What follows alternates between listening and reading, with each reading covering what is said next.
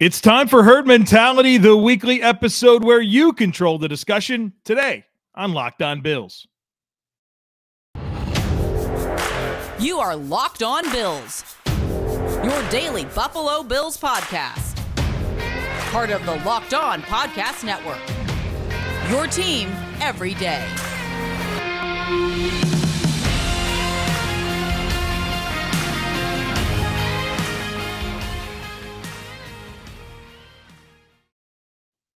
What's up, Bills Mafia? It's Joe Marino from the Draft Network, and I'm your host of Locked On Bills. Happy Tuesday to you, and thank you for making Locked On Bills your first listen every day. And as a reminder to you, we are free and available on all platforms, including YouTube. Well, folks, it's time for Herd Mentality. Always a fun episode. I always enjoy this. Have a ton of great questions to get into this week, and so let's get started with it. The first one comes from Rod. Rod says, one new addition to the Bills who I haven't heard much about is quarterback coach Joe Brady.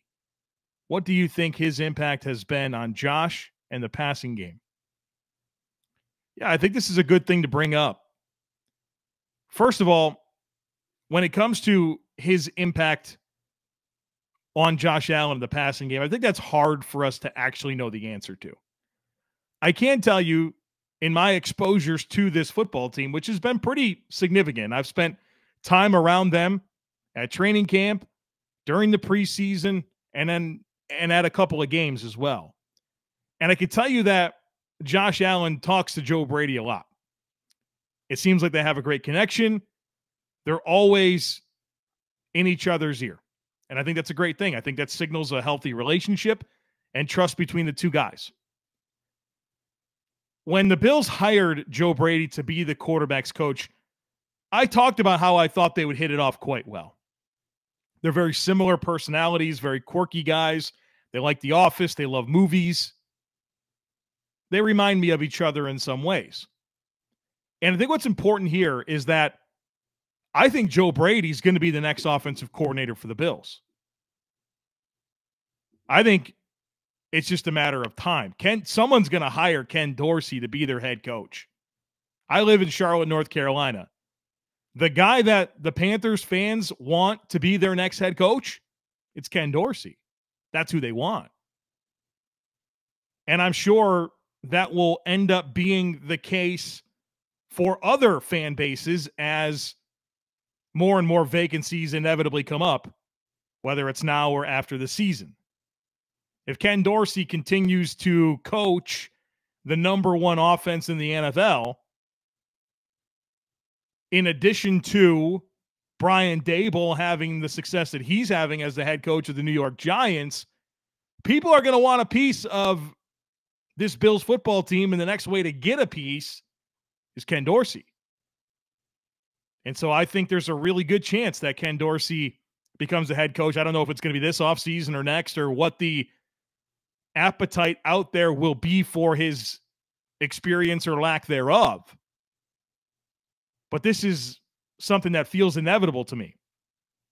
And for that reason, I'm really grateful that Joe Brady and Josh Allen have this time together right now to develop their relationship. And so that way, whenever that time comes, it's a seamless transition, much like the one that we've experienced to date from Brian Daboll to Ken Dorsey to Joe Brady. So I think that's going well. If I think about the influences, I certainly studied Joe Brady a lot with the Carolina Panthers and even more at LSU.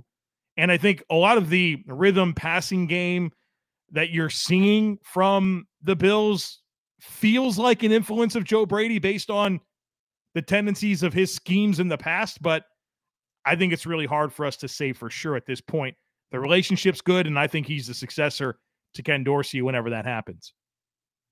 Adam says, what's the most realistic expectation of how long Josh Allen will be in his prime? We have examples of Russell Wilson and Cam Newton who fell off a cliff at age 33 and 28 respectively. And then guys like Ben, Rivers, Tom, Peyton, Aaron, who are all Hall of Famers and who had decade-spanning careers. In today's NFL, is that realistic? Seeing Russ firsthand fall off a cliff over the last 2 years makes me worry about how long Josh will be elite. Wow, there's a lot to unpack here.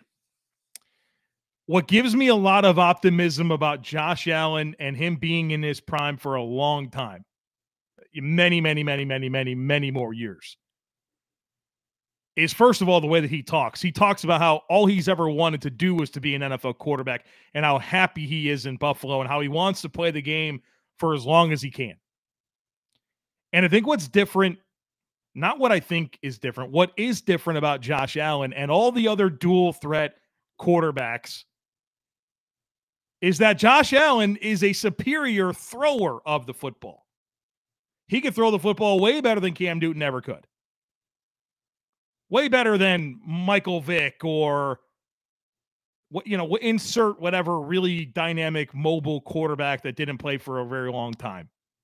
He's got a legit arm, and he's extremely smart. And he's accurate with the football. And so the concern with the longevity with Josh Allen is injuries and what is he like when he can't run like he does right now.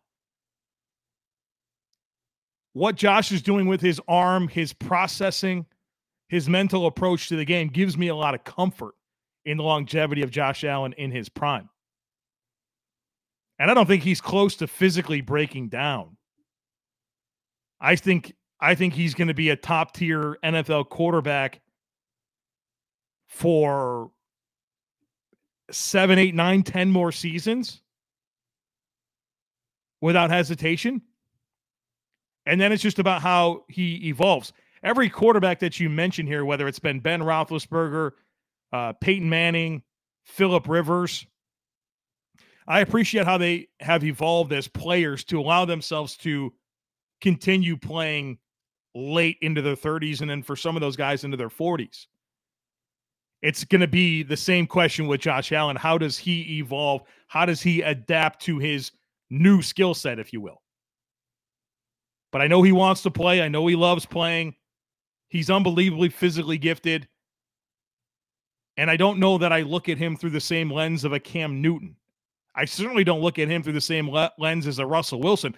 Russell Wilson's always been a limited player in terms of him not accessing the middle of the field and the disadvantages that he has baked in because of his lack of height. Seattle just managed that extremely well. Denver's learning a hard lesson right now about the limitations of Russ Wilson. So the good news about Josh is that he doesn't have those types of limitations that I get concerned about. Now, can he break down a little bit like a Cam Newton? Yeah, I'm sure that's probably true. And that's why one of the things that I've brought up as often as I can about Josh Allen when it comes to some of my concerns about him, it is the nutrition and it is the regiment for his body, right? I don't think he's at that point in his career where he's got that figured out yet. I don't think he's threaded that needle at all. And so I think that's going to be big for Josh and that pliability that he's going to need to be able to play the game for a long time. And then from there, it's just about how he adapts, because inevitably he's going to lose something in terms of movement skills. He's going to lose something in terms of power. He's going to lose something in terms of throwing power, right? It's inevitable. But I don't think we are anywhere near close. I expect we're going to see a number of elite seasons from Josh Allen in that new stadium, the house that Josh Allen built. Harry says, this is a total bye-week question, but when you broke down the Bills' special teams last week, it reminded me of something I'm noticing about Tyler Bass. T-Bass is very favorable to the left hash. Every extra point is left hash, and every miss and block this season is right hash. Maybe way too nitpicking, but seems like an issue as far as end-of-game situations. What are your thoughts? Yeah, Tyler Bass prefers to kick field goals from the left hash. There's no question about it. It's where he prefers the ball to be when he has the choice. And assuming your information here is true, his misses come from the right hash. Now, it doesn't mean he's not a good kicker from the right hash. It just means he's better from the left hash. And I think every kicker in the history of football has a preference of where they want the ball. But at the end of the day, you'll do what you can. You'll give him the left hash as often as you can. But the reality is sometimes you don't get to pick, right? And so I think for Tyler Bass, that's probably something that he has to work on is being more consistent from the right hash. But probably more important than that is making sure that his process and his mental approach from either hash is consistent. I think that's probably where I want to settle back in. So I don't get concerned about Tyler Bass kicking from the right hash. It's just we know that the results are better and he prefers to kick from the left hash. But it's certainly an observation I've made as well. Now a word from our sponsor, BetterHelp. It can be very difficult to focus on solving problems when you are facing challenges in life. If that's the case for you, I strongly recommend trying therapy. A therapist, no matter how or what you're going through, can help you become a better problem solver, making it easier to accomplish your goals, no matter how big or small. We've all had situations in life where we need someone to talk to, and I encourage everyone to be open to therapy. If you are ready to try therapy, give BetterHelp a try. It's convenient, accessible, affordable, and entirely online. You just take a brief survey, and then you get matched with a therapist, and you can switch at any time.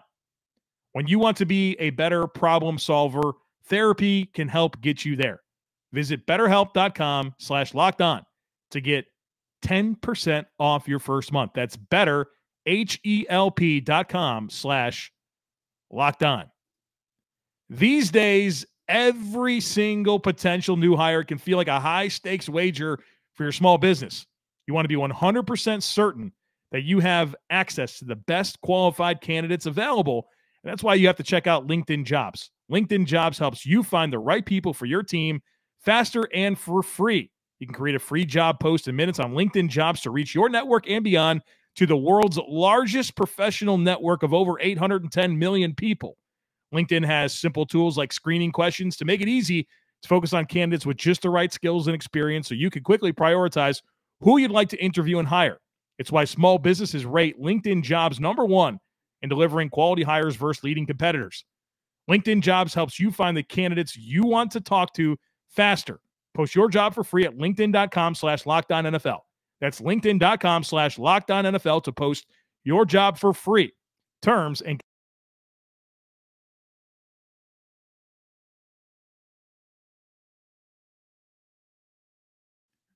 the next one today comes from Ryan, who says, have you seen much of a drop-off in secondary play after Micah Hyde's injury? I'm wondering, firstly, how Hamlin has played, but also how the defensive scheme and coaching has compensated for the loss. Have we run less of certain coverages without Hyde, and could you see any of those schemes returning with Trey White's return? I'll tell you what, schematically, I think the Bills are doing what the Bills do. I'm not sure that they've tried to do anything or not tried to do anything since Micah Hyde's not been available. I think the biggest shift that I've noticed has been Jordan Poyer playing in deeper alignments. That seems to be the biggest adjustment to life without Micah Hyde, but I think that adjustment is more injury related than anything. I think it's Jordan Poyer and the different injuries that he's had, one to kind of keep him further away from the action and allow him to kind of stay deep and leverage over the top, and probably gives him a better vantage point to communicate. But I feel like that's been the biggest shift, has been just Poyer being a deeper aligned player. But otherwise, I feel like a lot of the same staples of what the Bills do on defense has been the same without Micah Hyde. And really, this entire season has been,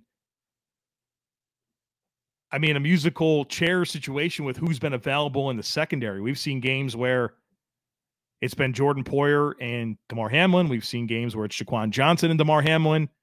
The corners have been significantly different all the time. But I think the Bills really do believe in their scheme and what they do and how they want to play football. And it's a lot of it becomes interchangeable, and they trust guys to be able to step in. And, you know, one thing, especially at safety, one thing that Bruce Nolan brought up on the podcast yesterday, and something he brought up on his own podcast, the Bruce exclusive, is that the Bills are a deep roster, but they're also deep with experience in the scheme, right? It's not just guys that are good backups. They're good backups that have been around. And so when their number's called, they're able to deliver, and they have. And so I think that's one of the best things about the depth of this Bills team. It's not just that you have capable players, it's that you have capable players that know what they're doing because they've been around. Systemic depth, I think, is how Bruce phrased it. Billy says, I know you are in touch with the NFL draft process, and I'm curious how that works for regular season. Does McBean see positions underperforming or needs more depth and then has the scouting team target specific guys? And is the team out scouting college programs going to games every week? More Bills specific after a third of the season, what positions do you think the Bills will be targeting, especially in the higher rounds? Yeah, the Bills scouting department is deep in the weeds right now, deep in the weeds. And they get into the weeds pretty quickly after the last draft. So sometime in May, there's what's called the Blesto meeting. Blesto, Blesto. And Blesto is a national scouting service that provides preliminary grades on every single draft eligible player in college football. So they go through and they give to every team. I'm pretty confident every single team subscribes to Blesto. And they provide every team with this report of every player, and they grade them all. So you know from there, based on the work that Blesto does, and every team typically has a Blesto scout on staff, that should tell you who the best players are. And when I say the best players, I mean, it's a huge list. It's thousands of names. I've seen the list. I've gotten it a lot of years. So that's where it starts, right there with Blesto. And then from there, it's about coordinating your scouting effort. And the Bills have obviously Brandon Beane as the general manager, but underneath Brandon Beane is Brian Gain as the assistant general manager, Lake Dawson as the director of college scouting. And they work with the area scouts, and they divide the country up into different areas. And each area scout is responsible for a region of the country, right? A geographical region. And so it's their job to gather information on the players that are from the schools within those regions, write preliminary scouting reports on the players that are draft eligible in their region, and get exposures, right? Gain exposures. Each scout probably wants to have 3 in-person exposures per school. And from there, you're documenting everything and anything that you can get your hands on. And of course, evaluating the skill set and the body type.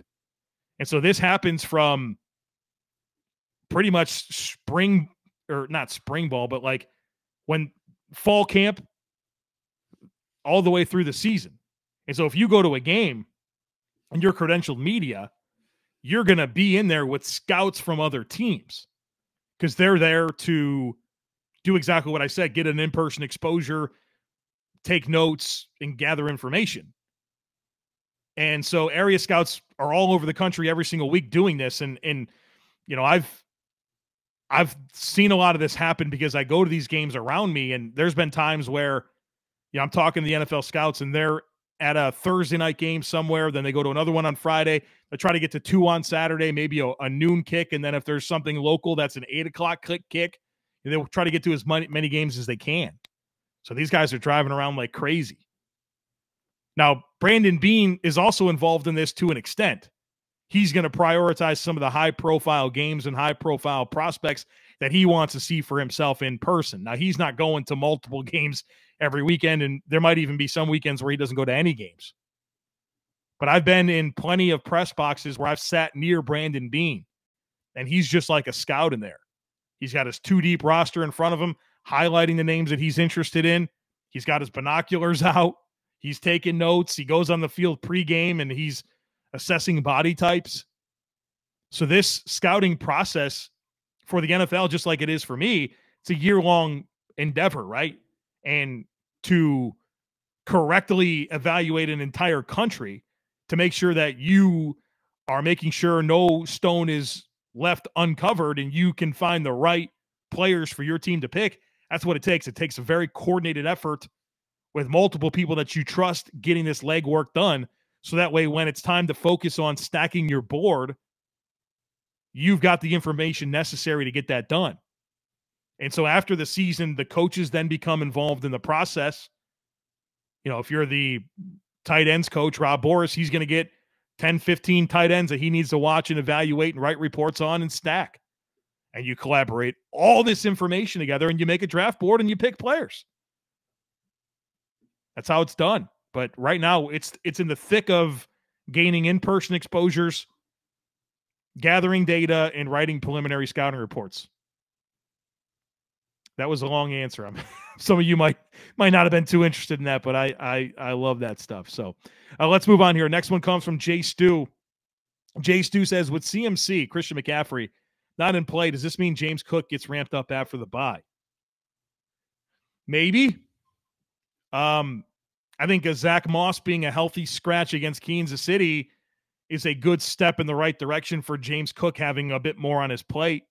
But James Cook has to be ready, right?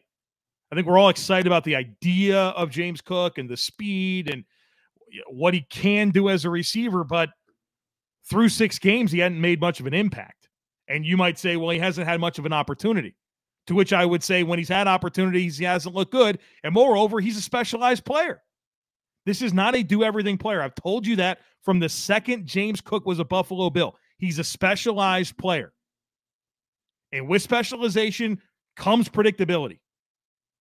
And so when James Cook is on the field, there's not a whole lot for him to do outside of go out for a route or get the ball in an outside handoff. James Cook has to develop as a pass blocker. James Cook has to develop as a between-the-tackles runner. Or else it's going to be very predictable what he does when he's on the field. So, yeah, would we all love for James Cook to make a bigger impact and have a bigger role on the team and be an influential player for this offense? Yeah. But he has to be ready to do that. And so far, I don't think he's done much to give us confidence that he's absolutely ready to do it. And so I don't know what goes into that. I mean, I'm surely practice is a big part of it. We heard good things about James Cook coming out of training camp practices. Has not translated yet to the regular season. Bills are the number 1 scoring offense in the league, the number 1 yards per game offense in the league, and they're doing that without James Cook. So James Cook can be an X factor and elevate things, but let's not act like this offense isn't okay right now. I'm concerned about running back depth for sure. I want James Cook to be a great player for this team. But it's not just a matter of, well, it's after the bye, it's week whatever, and we need more from James Cook. If he ain't ready to do it, he ain't ready to do it. I hope that he is. I want to see him really take off. Jay Stu had a follow-up. He said, does Isaiah McKenzie still have a hold on the slot, or do you think we see more Shakir going forward?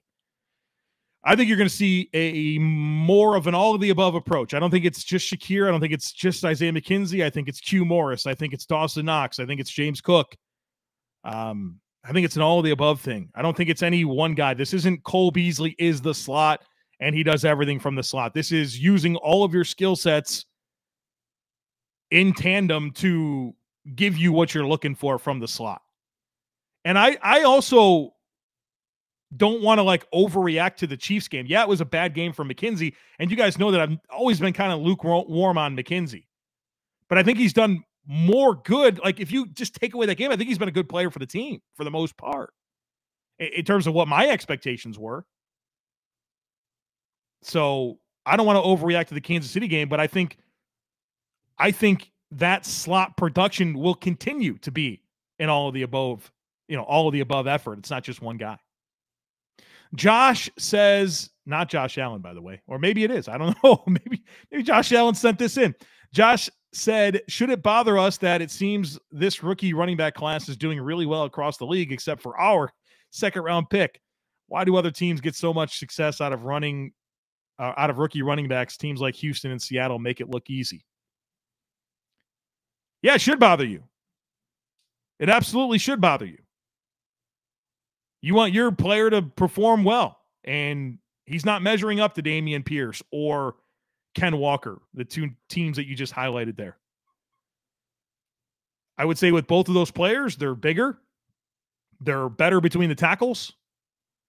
They came in with, at least with Ken Walker, kind of being the guy, right? Dameon Pierce was a senior for Florida and got mixed in, but never was the guy for Florida, but still has a fair amount of market share under his belt. more dense builds, right? Look at their body types. James Cook is a slender, like, look at him for the lowers, right? His waist down, he's very thin. It's not true for Ken Walker or Damian Pierce. They're built different, right? Those are more multifaceted players. They do more. I like what James Cook can do, but he's not a check every box guy. And so I think that plays into it. It's not because the Bills don't have a good offensive infrastructure. It's not because they don't have good coaching. This is the best offense in the league. James Cook has limitations, and the sooner you can acknowledge that, the sooner this will all make sense. Prize Picks. I hope you are getting in on the action over at Prize Picks. Prize Picks is my favorite daily fantasy resource. How does it work? You pick 2 to 5 players, and if they score more or less than their Prize Picks projection, you can win up to 10 times your money on your entry. There's no competing against other people. It's just you versus the projections available, and it's not just football. It's available for any sport that you watch. So NBA, NHL, MLB, cricket, Euro basketball, boxing, disc golf, you name it, you can find it over at Prize Picks, and entries can be made in 60 seconds or less. It's that easy. So download the Prize Picks app or go to prizepicks.com to sign up and play daily fantasy sports. First-time users can receive a 100% instant deposit match up to $100 with promo code Locked On. So if you deposit $100, Prize Picks will give you $100. If you deposit $50, Prize Picks will give you $50. Just don't forget to use our promo code Locked On at sign up for an instant deposit match worth up to $100.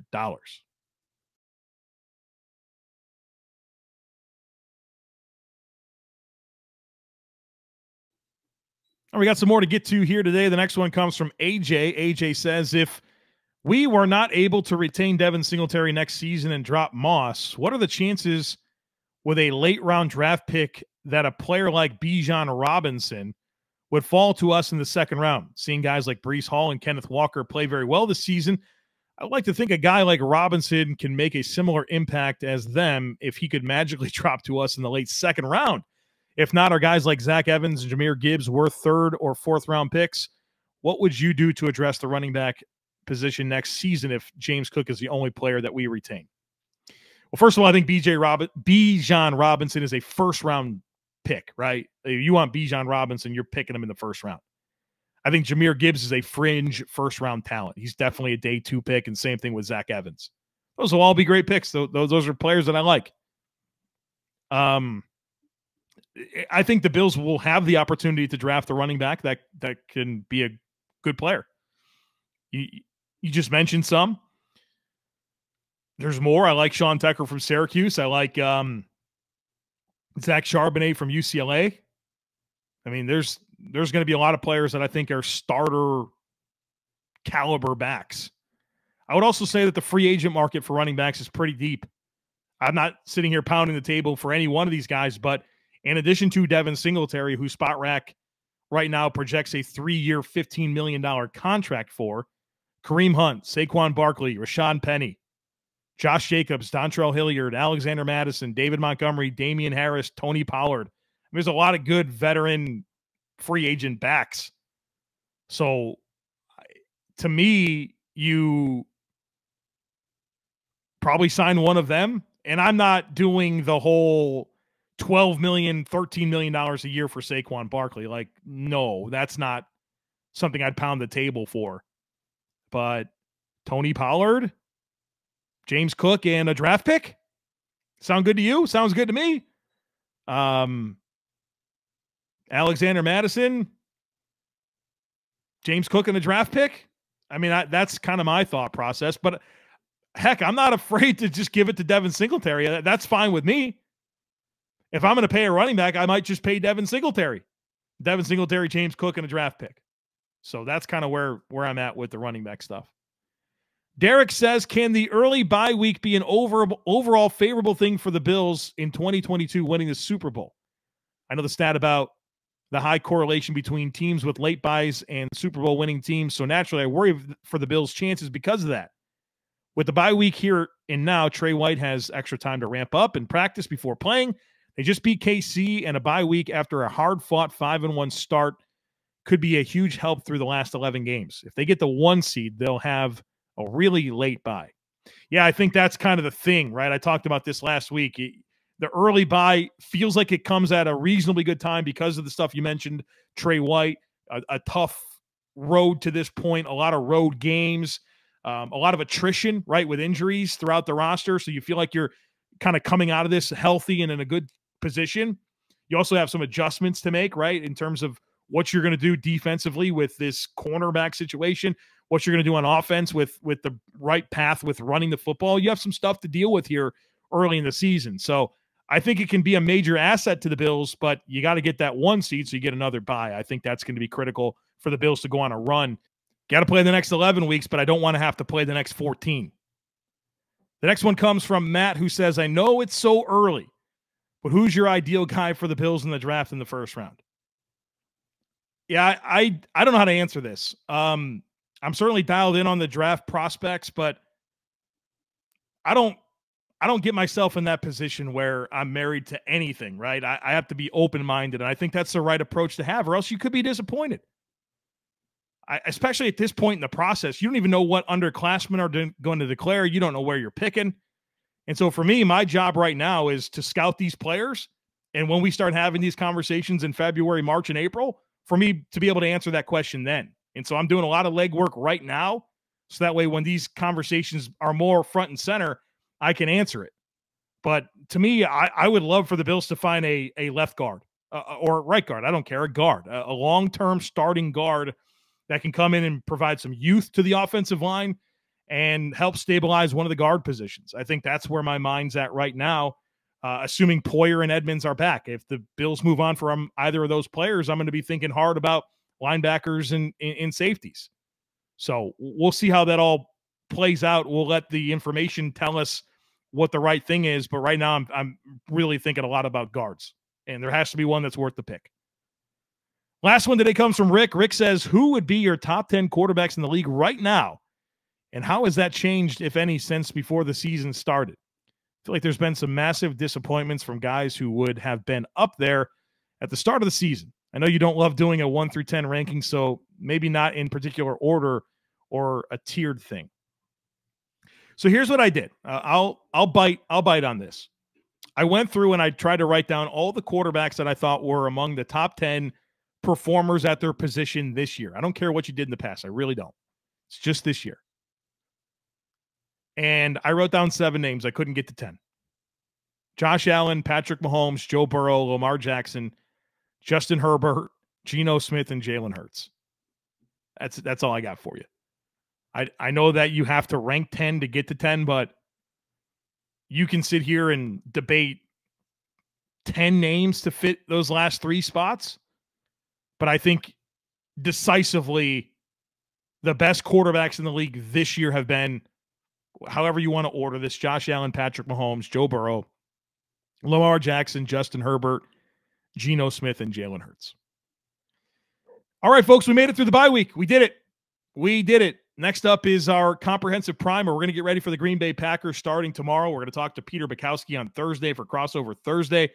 We're going to do the things that we do to get ready for games. And so before we know it, the Bills will be playing on Sunday Night Football against the Green Bay Packers. So a lot to get into the rest of this week. Make sure that you're subscribed. We'd love it if you took a second to rate, review, and share the podcast. Have a great rest of your day, and I look forward to catching up with you again tomorrow.